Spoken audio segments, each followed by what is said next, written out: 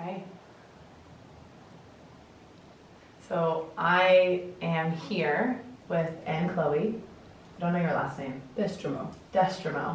Anne Chloe Destremau. And we have actually been at a 5-day women's laboratory the last week, exploring what it means to live in a non-patriarchal culture, which is called, in Anne Chloe's article, which we're going to discuss, it's called Archearchy. So, Anne Chloe, I really wanted to ask you some questions about an article that you wrote a couple of years ago.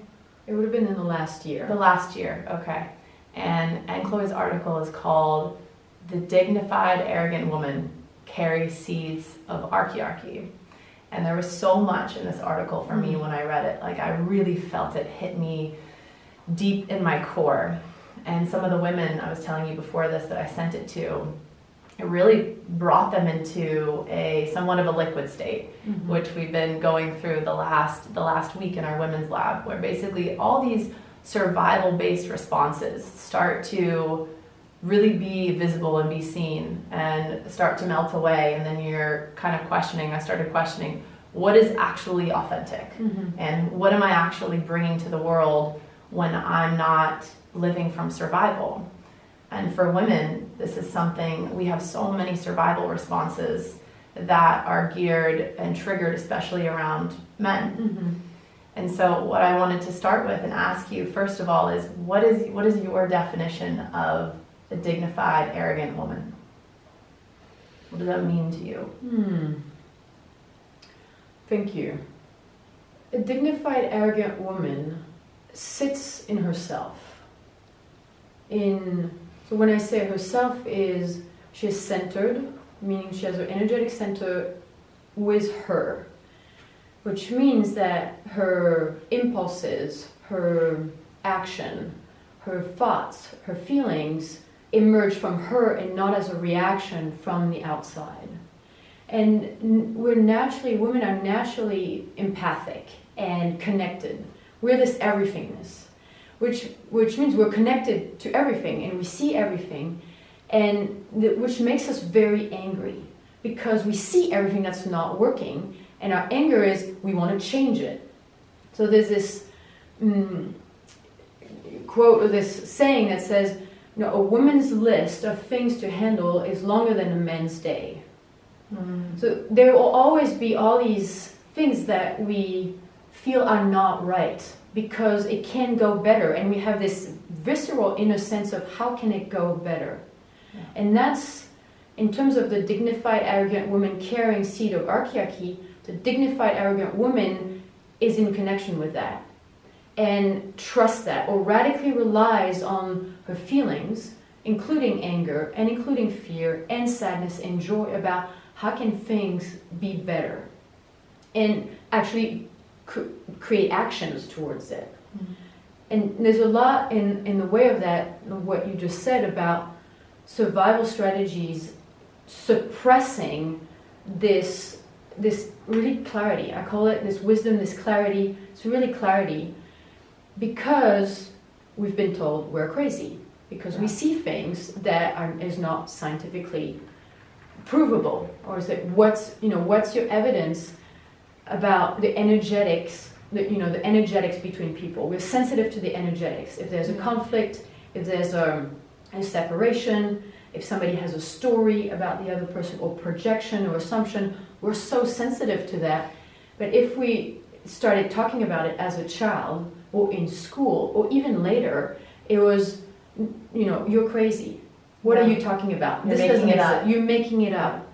And so what we've created, and that was something that I discovered recently about one of the main numbing strategy, the thing that will numb this clarity and this inner knowing, is self-doubt.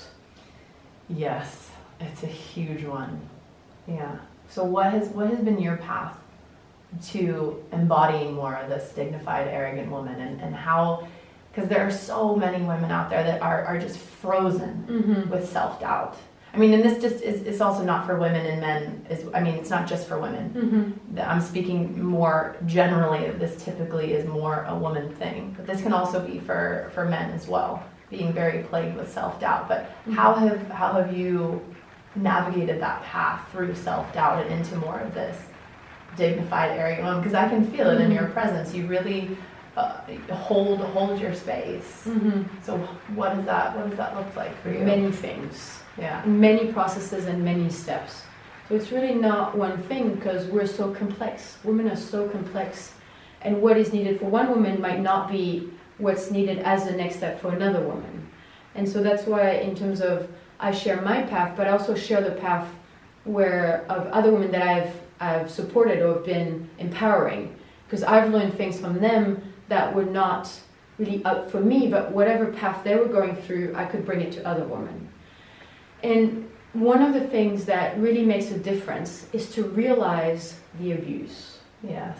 And to say, this was abuse. This was emotional abuse, saying you don't feel anything, or saying you're crazy is psychological abuse. Also, even just somebody touching you without your permission, okay, that is physical. It's a form of physical abuse. It's a form of sexual abuse. People, adults who touch little girls' hair, or give hugs when the little girl doesn't want to give hugs, or tickling is abuse. And every single abuse was incremental in shutting these feeling and this clarity and this is not how it should go. Like, this is not what human culture, this cannot be the best that human culture invents, where women are sex object and slaves and just considered the property of, yes, men, but also corporation and government. And so this idea, and that's really deeply ingrained in us, to really the most subtle parts of our speaking and our being, that it is okay, like we make it okay that we can be dominated by somebody else. Yeah. So part of my path has been, one, to realize the abuse, and to do an immense amount of rage work about the abuse. Really, I could not be angry. 5 years ago, 6 years ago, I did not have a voice. It was ridiculous. It was really painful. I could not punch somebody, even for fun. Like, somebody would ask me to punch them, I could not, because it was just not okay to be angry. And so I've been participating in Rage Club, and then delivering Rage Club, and that's the delivering of the Rage Club and empowering other women. That was the flipping point where I thought, this energy is the gift. Yeah. This energy is the gift. Yeah, I would love for you to talk more about that as a gift, because I know I had a preconceived idea of an angry woman.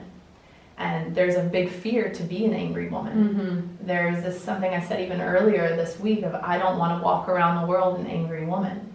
I still want to have my joy, and I still want to be survival response liked, but the more anger work I do in these spaces, I also see the gift in the anger, and that being an angry woman actually has nothing to do with what I thought it was. Can you speak more to the gift of, you mentioned clarity earlier. Yes. What is connected to being an angry woman? And maybe for people watching as well, that doesn't necessarily mean have your face scrunched up and you're saying fuck you to everyone that you walk by. Well, I think women are angry, but it's suppressed. And so it comes out as complaining, it comes out as depression, it comes out as gossiping, it comes out as backstabbing. So we are angry, we're just not consciously angry. And so I have not met a woman who's not angry. Also, for example, the way she suppresses it is being angry towards herself. This huge amount of inner violence. Persecuting herself. Yeah, beating herself up. So this is all anger, but it's all unconscious anger. And so the gift is the conscious anger, which is, it's finally getting real with ourselves about, this was not okay. And that's the beginning of anger work. Yeah. Really the beginning. And to realize how much things we've just said, oh, that wasn't so bad. Oh, I can understand he had a horrible childhood. Being so understanding. And I think something that you said in the last week, thinking that being understanding of the abuse was love. Yes. And the confusion that brings, because if you're being understanding of the abuse and you're not taking care of yourself, you're not there. Yes. You're not there to actually be loved. Yes. And that's and that's what the anger will create, is you start becoming there in your body, in your feelings. You know, it makes space for the other feeling. In your voice, you start getting your voice back, and then you really start getting your space back. And it's like, in my culture back. And it's, what happens was during rage work, which is not, it's a tool. It's not the end about, you know, I'm just going to be angry and destroy everybody. Really, the conscious anger is about taking care of yourself so that you can make a safe space for this seed of how do I want it to go.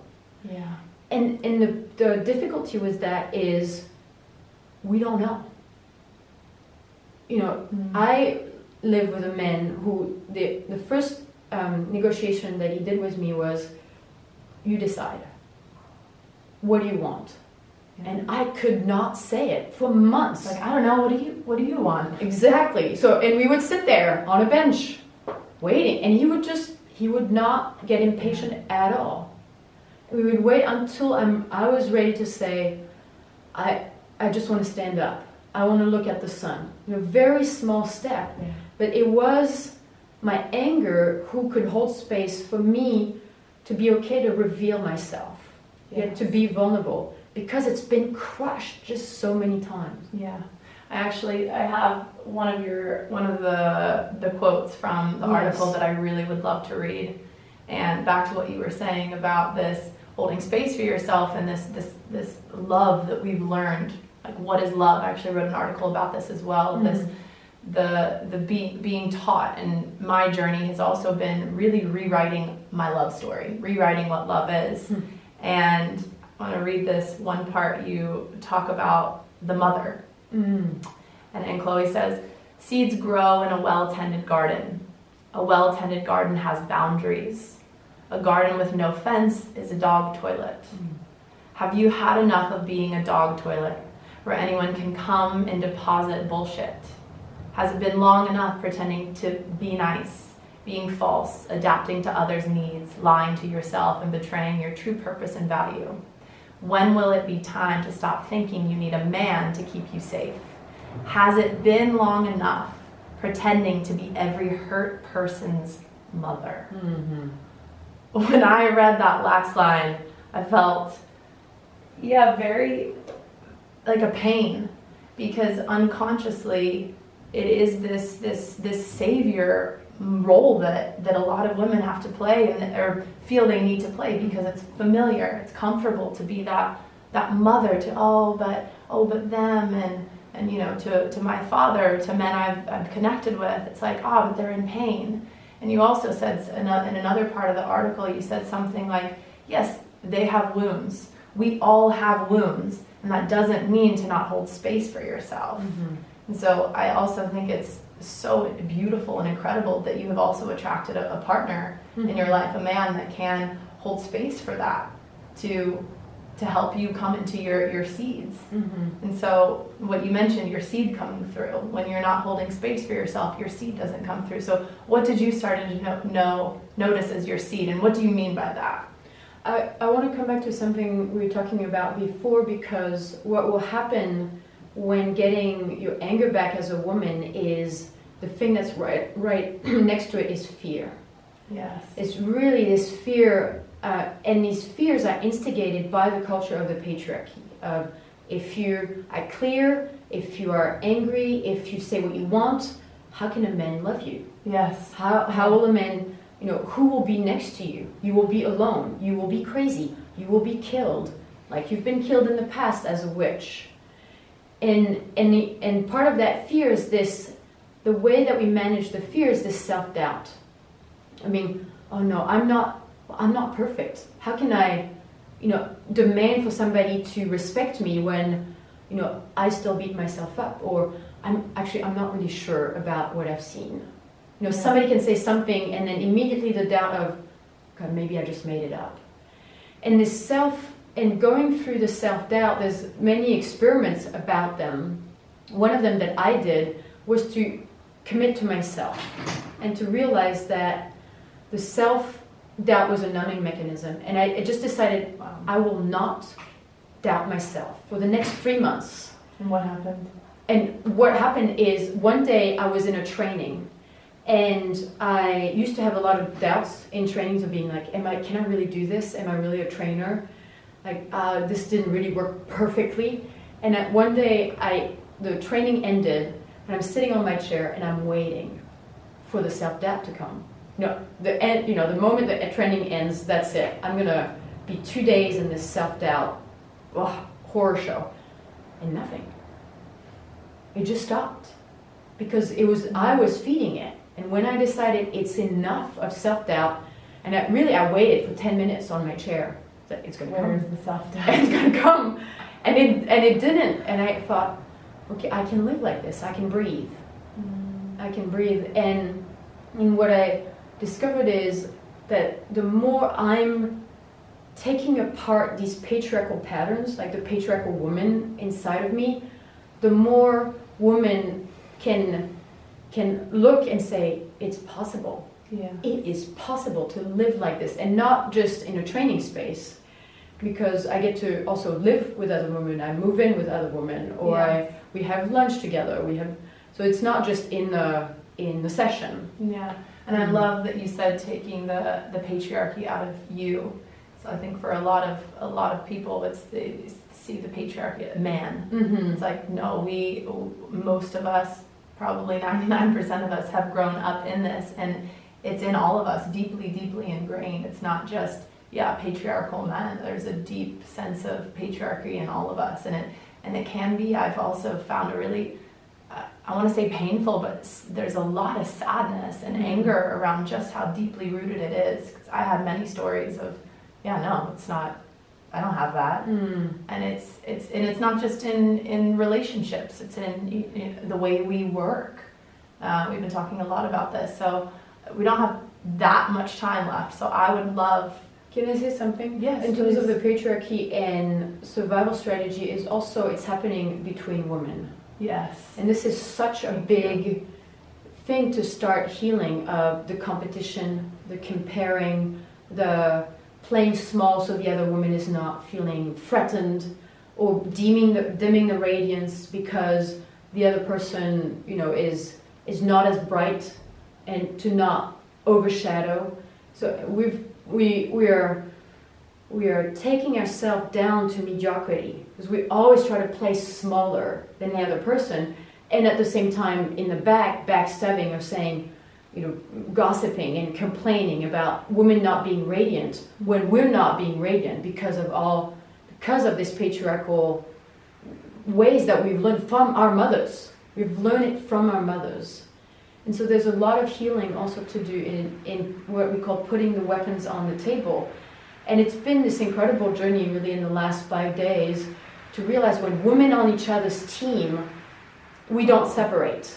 Yes. When we finally get to tell the truth, be clear, saying you're abandoning yourself, you're lying right now, you're not playing full out. And I've seen you do this with Sophie, who's your Friend and business partner. Yeah, business partner. Growness partner now. And the connection, and all the women were just crying in the room of, I can do this. Yeah. I can be that clear and take a stand for my sister. And just to have the demonstration of that is so powerful, just as it's possible. Yes. Yeah. The last thing I want to touch on is we focus a lot on what needs not improvement, but what still needs work, and what needs to be shed in all of these protection responses. And I want to really shine a light on you, because I have really seen you embody what is possible. They're not just concepts.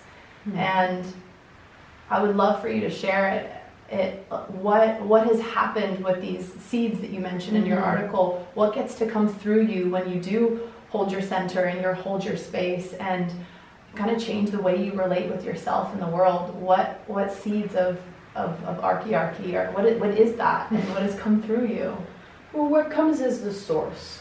And women are naturally, it is such an easeful experience when the survival strategy are peeled off, the layers of the onions are peeled off. An easefulness to be connected to the source, and different source, but mainly the source of love. And it comes, Gaia, or what I would call the source of Archearchy, a culture that is regenerative for human being. We're naturally connected to that, and what happens is, as I let the seed grow, the source can speak for me more and more, and when I receive the attention, like women are paying attention or listening or being empowered, being awakened by what the source speaks through me, the source gets appreciated. Yes. And then my experience is I get to be in the place where the source can be appreciated.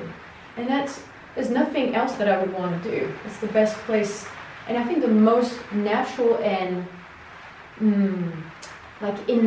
really innate for women to be at that place where the source can speak and the source can be appreciated. Yes. I can talk about this for so long. Thank you so much for coming on here and also continuing to share your gifts with the world. Really appreciate it. And is there anywhere that people want to know more can find your work, or? My website is the best place. So Destremau.org. I think it will be put in the link. Thank you very much. Thank you.